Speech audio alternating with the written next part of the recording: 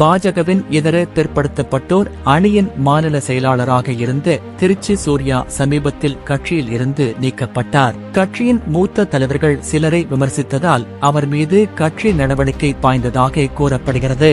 இதையடுத்து இனி பாஜகவில் பயணிக்கும் எண்ணம் இல்லை என்று கூறிய திருச்சி சூர்யா தற்போது பாஜக நிர்வாகிகளுக்கு எதிராக திரும்பியுள்ளார். பாஜக பிரமுகர்கள் மணல் கடத்தல் கும்பலிடம் 50 லட்சம் ரூபாய் முதல் 80 கோடி ரூபாய் வரை வசூல் செய்வதாக குற்றம் சாட்டிய திருச்சி சூர்யா அவர்களின் பட்டியல் விரைவில் வெளியிடப்படும் என்றார். இதனைத் தொடர்ந்து இன்று பதிவிட்ட ட்வீட்டில் மாநில தலைவரின் செயல்பாட்டையும் விமர்சனம் செய்த தமிழிசை மேல் நடவடிக்கை ஏன் இல்லை, நாடார் என்பதாலா என கேள்வி எழுப்பியிருந்தார். மேலும் தமிழிசை சொன்னதை உண்மை என்று இந்திய தேசிய பாஜக தலைமை கருதியிருந்தால் அண்ணாமலை மீது நடவடிக்கை எடுத்திருக்க வேண்டும். அதற்கு தடையாக இருந்தது கவுண்டர் லாபியா என்றும் கேட்டிருந்தார். அதோடு தமிழ்நாட்டில் பாஜக 40 இடங்களில் தோற்றதற்கு வீட்டு வாசலில் வெடிவெடித்து கொண்டாடிய திமுகவின் கலைஞர் 100 நிகழ்ச்சியில் மேடை ஏறி உரையாற்றிய எஸ்.வி. சேகர் இன்னும் பாஜக உறுப்பினராக இருக்கிறார்,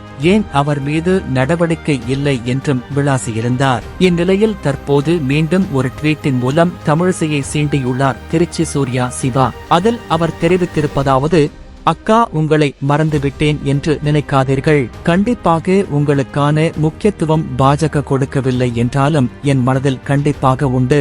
புதுவை பாஜகவை அழித்தது பத்தாது என்று இப்போது தமிழ்நாட்டு பாஜகவிலும் களம் இறங்கி அழித்துக் கொண்டிருக்கும் உங்களை மறப்பேனா? உங்கள் நீண்ட ஊழல் பட்டியலை பாண்டிச்சேரியில் எடுத்து தொகுப்பதற்கு கொஞ்சம் தாமதம் ஆகிறது.